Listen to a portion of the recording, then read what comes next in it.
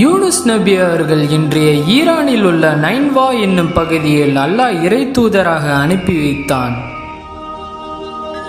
மேலும் யூனுஸ் நிச்சயமாக அல்லாஹ்வின் இறை தூதரில் ஒருவர். அல் குர்ஆன் அத்தியாயம் 37 139. யூனுஸ் நபி அவர்கள் அல்லாஹ் ஒருவனை மட்டுமே வணங்க வேண்டும் என்று போதித்தார். அந்த மக்கள் நபியின் போதனையை ஏற்கவில்லை. எனவே உங்களுக்கு அழிவு வரும் என்று எச்சரித்து விட்டு ஊரை விட்டு யூனுஸ் நபி அவர்கள் வெளியேறிவிட்டார். அல்லாஹ் கூறினான், இன்னும் நினைவு கூர்வீராக, துன்னன் யூனுஸ் தம் சமூகத்தாரை விட்டு கோபமாக வெளியேறிய போது பாவிகள் சமூகத்தை விட்டு வெளியேறிவிட்டபடியில் அவரை நாம் நெருக்கடியில் ஆழ்த்த மாட்டோம் என்று எண்ணிக்கொண்டார். அல் குர்ஆன் அத்தியாயம் 21:87. ஒரு கப்பல் இருந்தது, அதில் மக்கள் நிறைந்திருந்தன.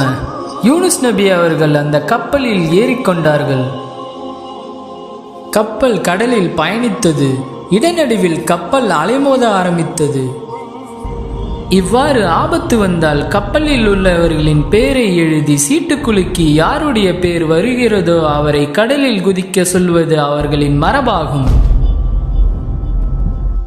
இந்த அடிப்படையில் சீட்டை குலுக்கி போட்டபோது யூனுஸ் நபி அவர்களின் பெயர் வந்தது. யூனுஸ் நபி அவர்களை கடலில் தூக்கி எறிந்தார்கள். நபி யூனுஸ் அவர்களை ஒரு மீன் விழுங்கியது. நபி யூனுஸ் அவர்கள் மீன் வயிற்றில் இறந்தபடியே இறைவனை நினைத்து தஸ்பீக் செய்து கொண்டிருந்தார். நபி யூனுஸ் அவர்கள் மீன் வயிற்றில் இருந்தபடியே இந்த வசனத்தை அதிகமாக ஓதி வந்தார்கள்.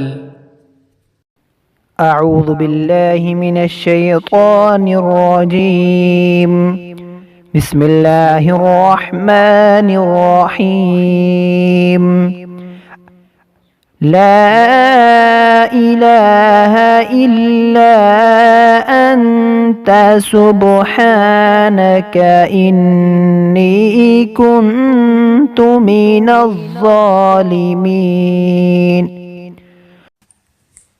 இதன் விளக்கம், உன்னை தவிர வணக்கத்துக்குரிய நாயகன் யாரும் இல்லை, நீ மிகவும் தூய்மையானவன்.